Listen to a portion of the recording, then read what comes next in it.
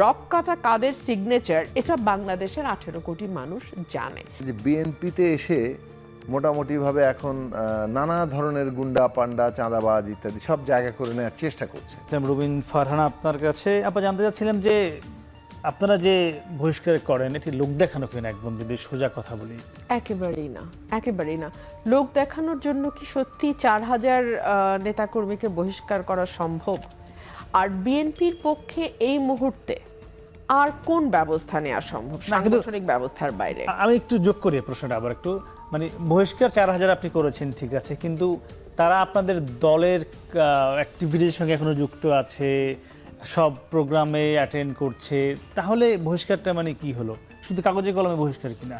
Not at all, not at all. এখন দেখুন, বিএনপির আজকে ছাত্র দলের যে সমাবেশটা হয়েছে আপনি নিশ্চয়ই দেখেছেন, এখানে কয়েক লক্ষ মানুষ জয়েন করেছে। এখন এই কয়েক লক্ষের মধ্যে আমি মানে কোন ইউনিয়নের কোন নেতাকে বহিষ্কার করলাম সেও যদি সেই সম্মেলনে আসে বা সেই সমাবেশে যোগ দেয়, এটা তো নাগরিকের সমাবেশে পরিণত হচ্ছে। এখানে তো আপনি কারো আশা ঠেকাতে পারবেন না, এটা তো আশা ঠেকানো সম্ভব না। কিন্তু কমিটি থেকে তো তার নাম বাদ, সে তো আর কমিটির সদস্য নয়, সে কমিটির কোনো মিটিংয়ে উপস্থিত থাকতে পারবে না, সে সিদ্ধান্ত গ্রহণ প্রক্রিয়ায় কোনো মতামত দিতে পারবে না। কিন্তু জনসমাবেশে তো যে কেউ আসতে পারে, সেটা তো আর আমি বাধা বা আমরা দল হিসেবে বাধা দিতে পারবো না। আর আপনি যে উদাহরণটা দিয়েছিলেন, আচ্ছা আপনি চিন্তা করুন তো, আমি দুটো ঘটনা একটু পাশাপাশি আনি। এক হচ্ছে মিডফোর্ডের সামনে যে হত্যাকাণ্ডটি সংঘটিত হলো, একটা মানুষকে প্রকাশ্য দিবালোকে আপনি পাথর দিয়ে হত্যা করলেন, তার কয়েক হাত দূরেই আনসার ক্যাম্প, একটা আনসার সদস্য এগিয়ে এলো না, একজন প্রত্যক্ষদর্শী এগিয়ে এলো না। আজকে মানব জমিনে দীর্ঘ রিপোর্ট প্রকাশিত হয়েছে, ভিকটিমের পরিবার দাবি করছে এজাহার বদলানো হয়েছে, এজাহার থেকে 3 জনের নাম বাদ দেয়া হয়েছে। পুলিশ উল্টো বলছে তারা কি অশিক্ষিত, তারা পড়েনি, তারা তো পড়েই সই করেছে। কিন্তু তারা বলছেন যে তাদের সামনে যে এজাহার প্রথমে প্রেজেন্ট করা হয়েছিল, দ্বিতীয়বার যখন সই না আসলো সেই এজাহার বদলে গেছে। সরকার কোনো জবাব দেয়নি। বিএনপির অ্যাক্টিং চেয়ারম্যান স্পষ্টভাবে প্রশ্ন তুলেছেন যে যেই ব্যক্তিকে ভিডিওতে দেখা গেছে এই পাথর দিয়ে মার, এটা তো আমরা সবাই দেখেছি, তো সেই ব্যক্তিকে কেন গ্রেফতার করা হয়নি, সেই ব্যক্তির বিরুদ্ধে কোনো ব্যবস্থা কেন নেওয়া হচ্ছে না? সরকার কিন্তু নিশ্চুপ। ঠিক তার 2 দিন পরেই যুব দলের একজন কর্মী, যার কথা আপনি বলছিলেন, সাবেক কর্মী, তিনি বহিষ্কৃত। তিনি তো বাংলাদেশের নাগরিক, তিনি তো একজন মানব সন্তান। আপনি তাকে মেরে তার রক কাটলেন। রক কাটাটা কাদের signature way of handling opponents আমরা কি জানি না? আমি আপনাকে আরো ক্লিয়ার করে দিই। যমুনা টেলিভিশনে জামাতের শীর্ষস্থানীয় নেতাকে ইন্টারভিউ করার সময় রক কাটা সংক্রান্ত প্রশ্ন করা হয়েছে। তখন তিনি চ্যালেঞ্জ করেছেন যে আপনি আমাকে কয়েকটি উদাহরণ দেখান, আমরা এরকম করেছি। যমুনা টেলিভিশন বেশ কয়েকটি উদাহরণ সামনে নিয়ে এসছে, তিনি কোনো উত্তর দিতে পারেননি।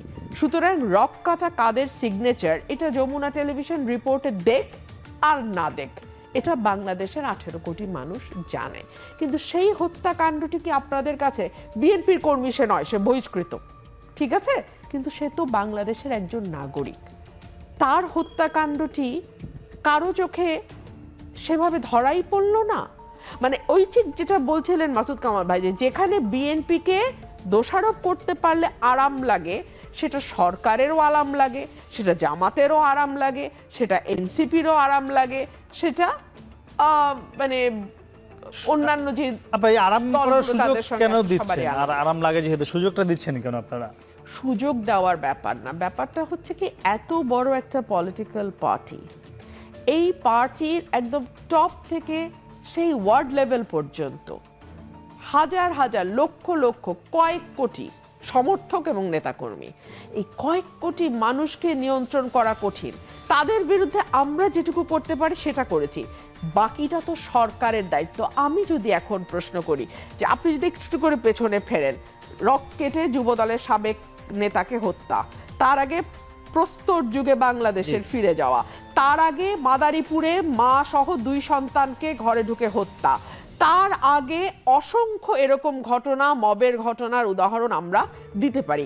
একটা একটা দেখান তো যেখানে ব্যবস্থা নেওয়া হয়েছে, কেন হচ্ছে না? সরকার কি চাইছে যে এটা আরো ইনক্রিজ করুক, এই ধরনের ঘটনা আরো বাড়ুক এবং সমাজে একটা অস্থিরতা তৈরি হোক, সো দ্যাট লালমনির হাতে ধর্ষণের ঘটনা কিন্তু আবার রায়ও হয়েছে, আমরা দেখেছি খুব অল্প সময়ের মধ্যে এমনটা কিন্তু ঘটেছে। কিন্তু আপনি যদি পরিসংখ্যান দেখেন, বিবিসি একটা রিপোর্ট করেছে গতকালকে যে কি পরিমাণ ঘটনা ঘটছে, দিস ইজ অ্যালার্মিং। আমরা কি বেড়েছে এটা বেড়েছে কি বাড়েনি আমি জানি না, বিবিসির ওটা নাই, কিন্তু এর আগে বিজনেস স্ট্যান্ডার্ড একটা রিপোর্ট করেছিল মবের উপরে, সেটা দেখাচ্ছে অনেক বেড়েছে। সমকাল একটা রিপোর্ট করেছে হত্যার মানে পরিসংখ্যান দিয়ে এই প্রস্তর ঘটনার পরে, সেখানে দেখা যাচ্ছে হত্যাকাণ্ড অনেক বেড়েছে। এখন পরিসংখ্যান যদি চান তাহলে বিজনেস স্ট্যান্ডার্ড মব বেড়েছে বলে পরিসংখ্যান দিয়েছে, তাদের ভিডিও রিপোর্টিংও গেছে, আবার সমকাল রিপোর্ট করছে হত্যার সংখ্যা বেড়েছে। সো এগুলো তো আইন শৃঙ্খলার অংশ, সুতরাং আইন শৃঙ্খলা পরিস্থিতি আজকে আবার সরকার যে পরিসংখ্যান দিয়েছে তাতে তারা দেখিয়েছে যে মানে বাড়েনি আবার কমেও নেই, এমনটি তারা দেখিয়েছে, সমান সমানই আছে। আগের বছরগুলোর এই মাসে যে তুলনা করেছে 6 মাস বা 1 বছরের যে কম্পারিজন। আমি একটু যেটা বলতে চাচ্ছি আপনাকে, আপনি ছাত্রদলের আজকে মিছিলের কথা উদাহরণ দিলেন যে সেখানে কেউ আসলে তো সেটি দেখা যাবে না, ঠিক আছে। ছোট্ট করে জানতে চাই, বা আপনার নিশ্চয়ই মনে আছে 5 আগস্টের পরে ঢাকা মহানগর উত্তর বিএনপির কমিটি বিলুপ্ত করা হয়েছিল, চাঁদাবাজির অভিযোগে সেখানকার যে আহ্বায়ক ছিল সাইফুল আলম নীরব, তাকে সরিয়ে দেওয়া হয়েছিল, বহিষ্কার না, কমিটি বিলুপ্ত করে নতুন কমিটি দেওয়া হয়েছে। এটি একটি স্বাভাবিক প্রক্রিয়া আবার রাজনীতির।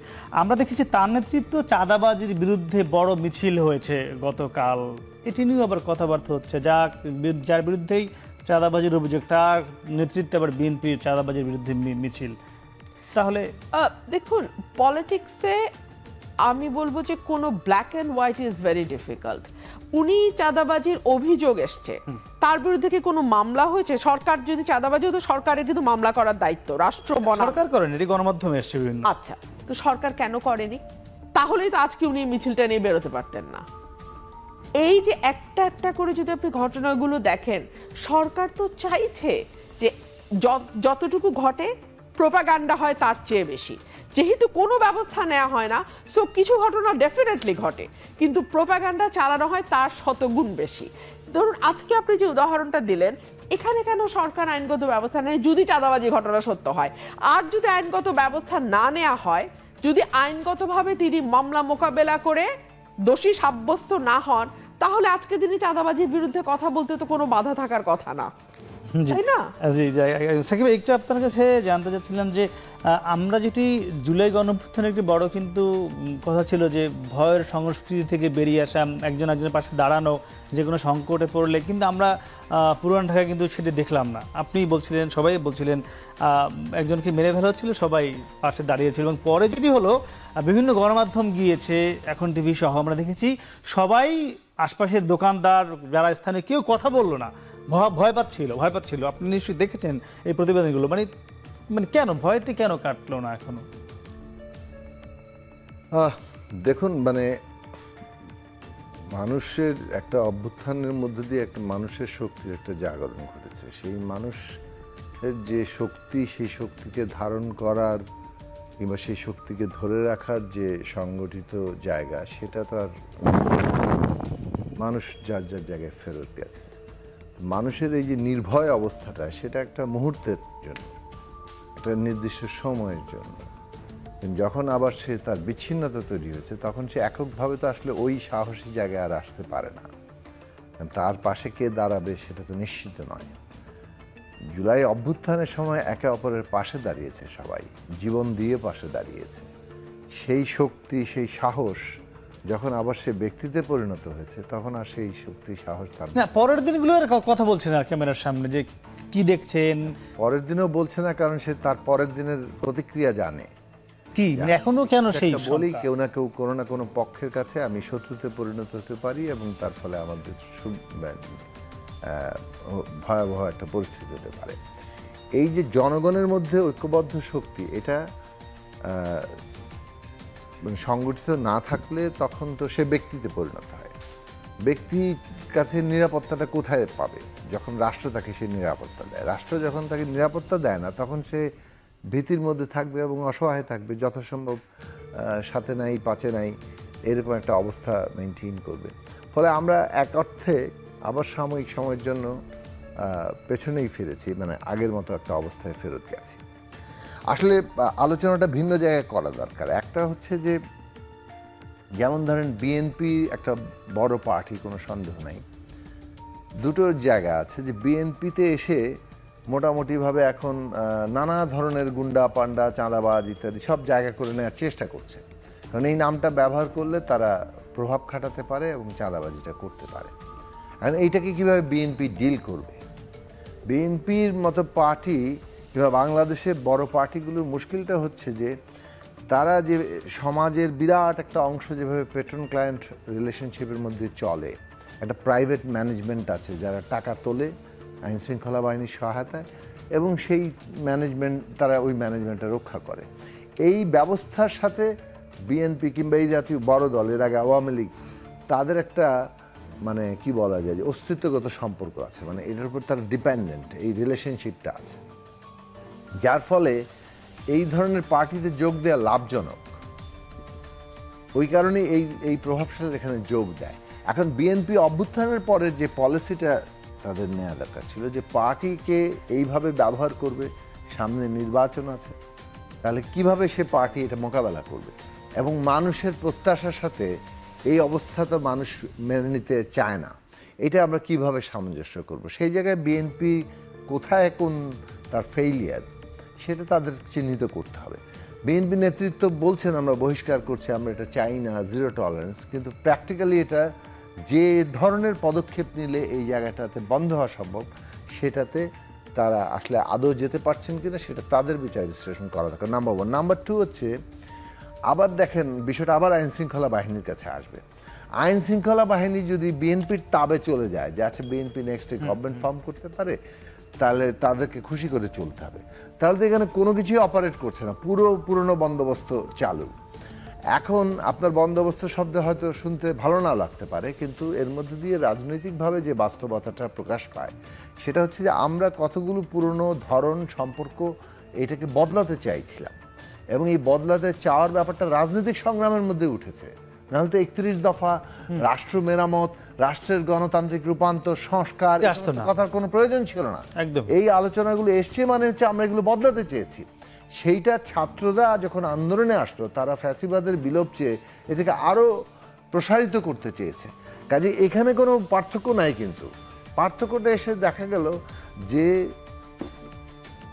অন্যান্য দল, এমনকি ধরুন জামাত কিংবা এনসিপির কথাও আসছে, যেহেতু তাদের সাথে সরকারের একটা সম্পর্ক আছে। যেমন ধরুন এই যে আসিফ মাহমুদের বক্তব্য কিন্তু রাজনৈতিক বক্তব্য, উপদেষ্টা হিসেবে তিনি একটা পলিটিক্যাল বক্তব্য দিচ্ছেন, একটা নির্দিষ্ট দলকে মানে ইঙ্গিত করে যে কেউ শিক্ষা নিচ্ছে না, কিন্তু মানে ব্যাপারটা কিন্তু তাদের নিজেদের জন্য।